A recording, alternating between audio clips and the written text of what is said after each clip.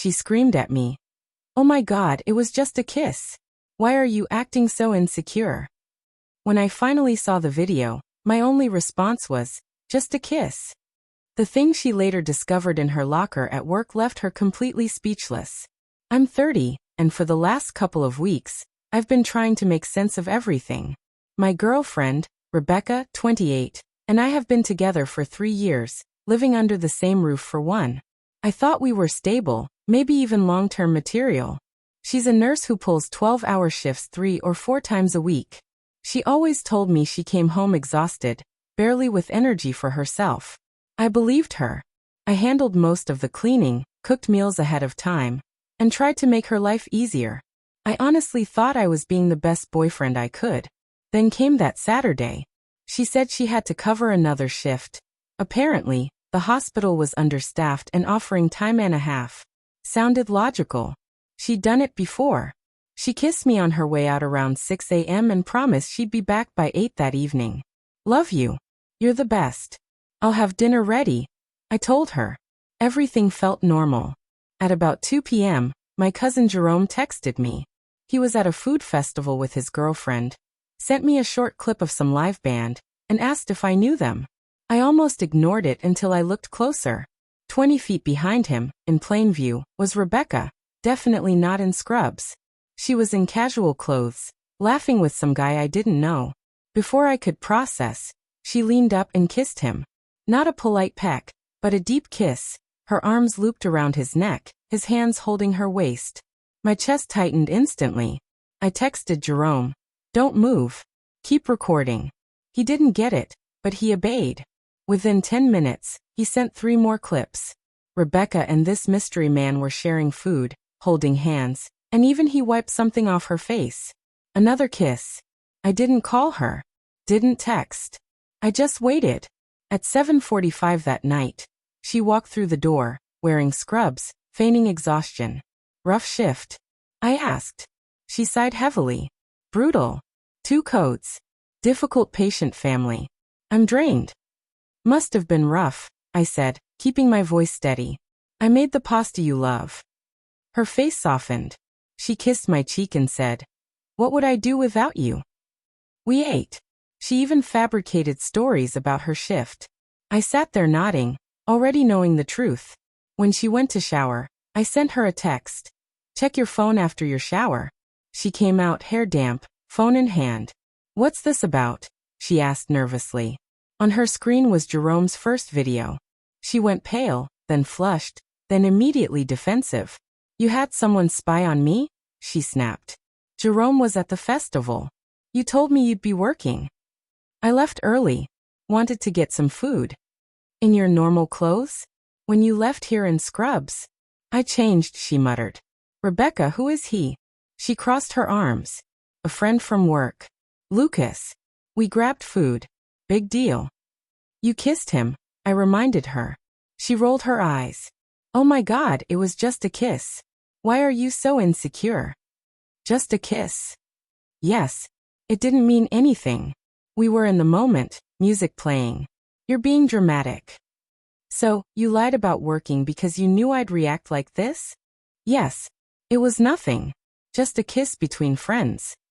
"Friends don't kiss like that," I said firmly. "How would you know?" she shot back. "You barely have any friends. You're clingy, needy, smothering. No wonder I needed to breathe." That one cut deep, but I kept calm. "So in your mind, kissing other people is fine in our relationship as long as you label it innocent." "Exactly. Grow up. Not everything is sex or cheating." "All right. Then pack a bag. Stay somewhere else tonight. We'll talk tomorrow when you're ready to tell me the truth." She laughed in my face. "I'm not going anywhere. If you don't like it, leave. It's your problem." "It's my apartment. Lease is in my name. You moved in with me. You can't kick me out." "You're right. But you can leave for the night, or we break up right now." Her expression turned sour. She threw some clothes into a bag, glared, and hissed, "You're pathetic. It was just a kiss. You're destroying 3 years over nothing." "No," I said quietly. "I'm trying to save 3 years by giving you a chance to come clean." She slammed the door on her way out. That night, I started digging. Rebecca ended up staying with her best friend Celia. Sunday morning at 10, she barged back into the apartment without knocking. Her chin high, she declared, "I've thought about it. I've decided to forgive you for embarrassing me." Forgive me? I repeated. Yes, for overreacting. For throwing me out of my own home. For being controlling. Rebecca, I said calmly, you lied about work. You kissed another guy. It was just a kiss. Lucas is my friend. Sometimes friends kiss. It's European. European? Is Lucas European? No. But the concept is. You're so American. Possessive. Close-minded. So if it's so cultural and innocent, has this happened before? I asked. Her eyes widened. What? No. It was one time. But if it's harmless and normal, why wouldn't it have happened before? She exploded. Oh my God. It's just a kiss. Why are you so insecure? That's when I leaned in and said, just a kiss? Wait until you see what's in your locker tomorrow.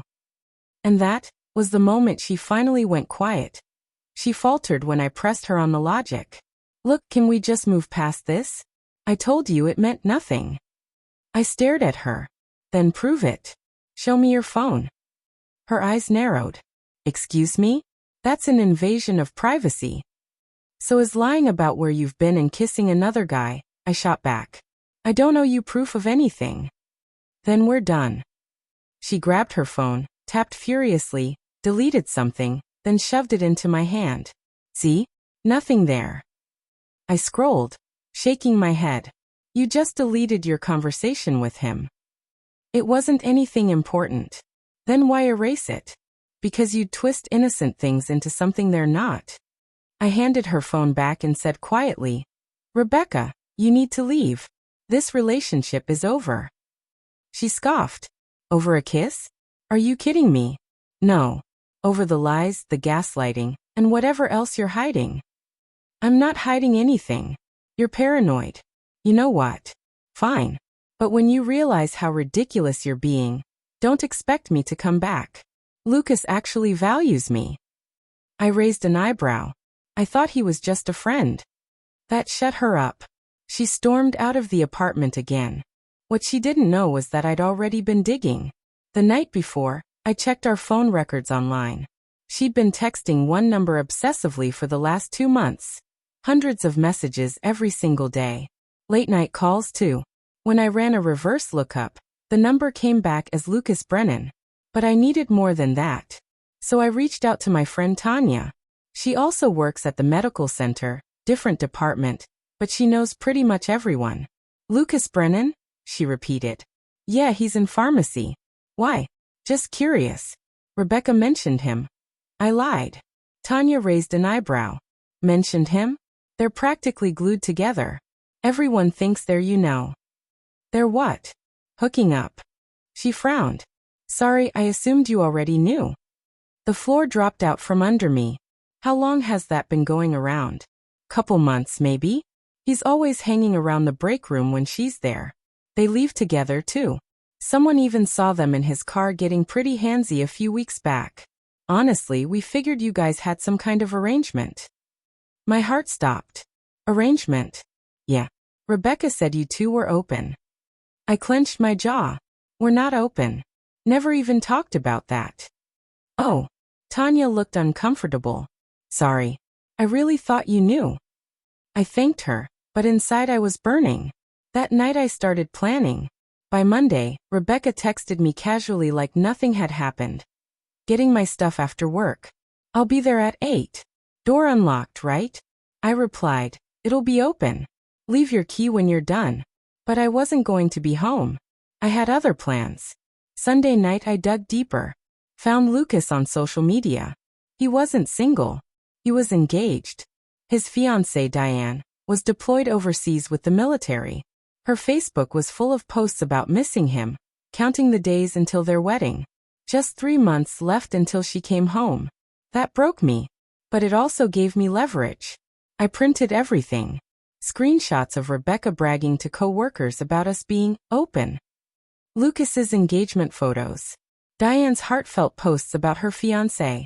Our phone records showing thousands of messages between Rebecca and Lucas. And then the piece de resistance. Tanya came through. She sent me security footage from the parking garage. 3 separate clips of Rebecca and Lucas in his car, making out like teenagers. One clip even showed her straddling him in the driver's seat, time-stamped right in the middle of her work shift. I gathered it all into a thick manila envelope and scrawled Rebecca across the front. Monday afternoon. I walked straight into the medical center with a visitor's badge, acting like I was there to pick up paperwork. Found the staff locker area Tanya had told me about. Rebecca's locker was locked, but maintenance guys were working in the room. "Hey," I said casually, holding the envelope. "I'm Rebecca's boyfriend. She needs this paperwork. Can you stick it in her locker for me?" She said she'd forgotten the combo. The guy shook his head. "Sorry, man. Policy. Can't open lockers." I shrugged. "Fair enough. Could you just leave it on top of her locker where she'll see it? She really needs this." He nodded. "That I can do." I slid the envelope halfway under the lock, so it was visible but secure. Then I walked out. At 3 p.m., my phone started blowing up. "Rebecca." Call after call. I ignored them. Then the texts came. "What did you do? How dare you come to my work? This is harassment." And then the one that made me laugh out loud. Everyone saw the photos. Turns out, she'd opened the envelope in the middle of the locker room with 6 other nurses around. The papers spilled everywhere. The screenshots, the phone records, the pictures of her straddling Lucas in the parking garage. Her carefully spun lies unraveled in seconds. Everyone saw she'd been cheating.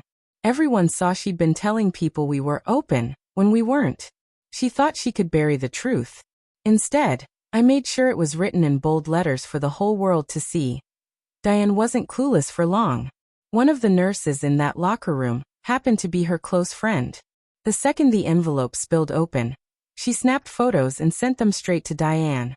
By 4 in the afternoon, Rebecca was already waiting outside my apartment complex when I pulled in. "You ruined my life," she shouted the moment she saw me. "Really? How? Wasn't it just a kiss? That's what you kept saying." Her face was twisted with anger.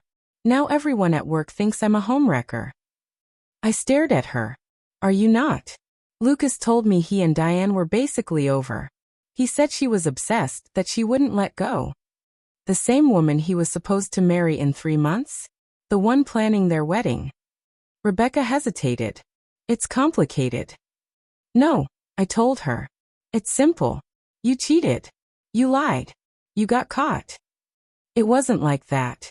We didn't even sleep together." "Then what was it? Why were you straddling him in his car?" "That's not what it looked like." "Stop. You didn't just cross a line. You bulldozed it. You violated our relationship." Her eyes brimmed with tears, but they weren't sad tears. They were furious. "Lucas won't even talk to me now." Diane called him screaming. He blamed me. Said I was the one chasing him. "Shocking," I said flatly. "This is on you," she snapped. "If you hadn't been so insecure about one harmless kiss." "Rebecca, enough. You weren't faithful for 2 months. You told people at work we were in an open relationship when we weren't. You lied over and over. That's not on me. That's all you. I'll be the laughingstock," she said, trembling. "I have to see these people every day."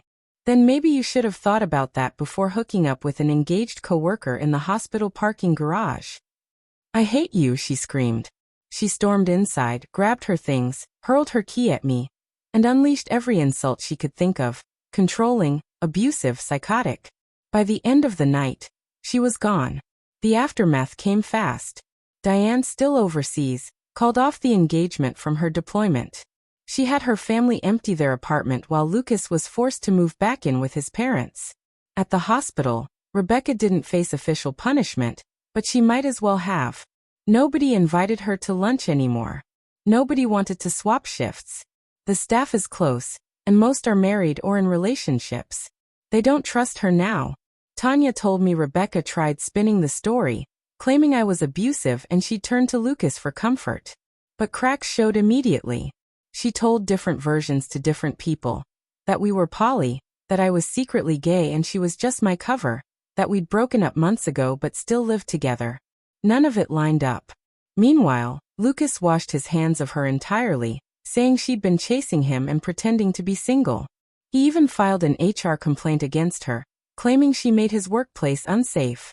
Then Wednesday night at 11, she knocked on my door. "I need to stay here tonight," she begged. "No," I told her. "Celia kicked me out. She says I'm toxic. I have nowhere to go." "That's not my problem." Her voice broke. "We were together 3 years. Were.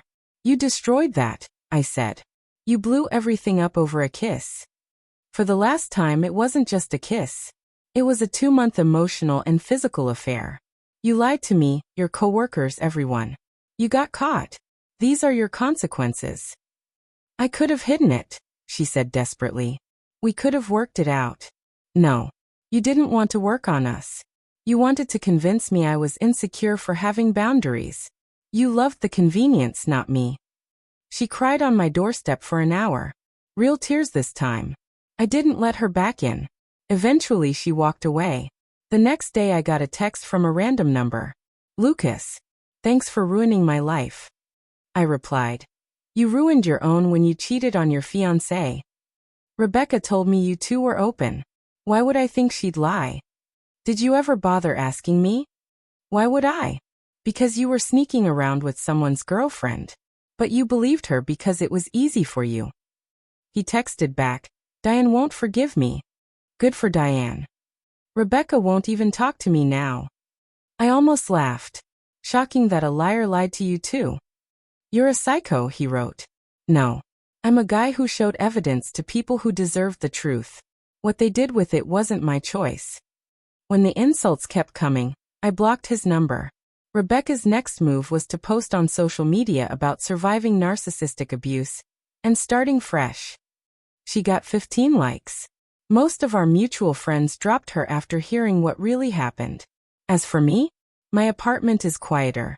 I only cook for myself now. I've been going back to the gym. I even matched with someone new on a dating app. We're getting coffee Saturday. She seems kind. Funny, isn't it? One innocent kiss turned into the end of a relationship, a wrecked reputation, destroyed friendships, and a broken engagement. But sure, I was just being insecure.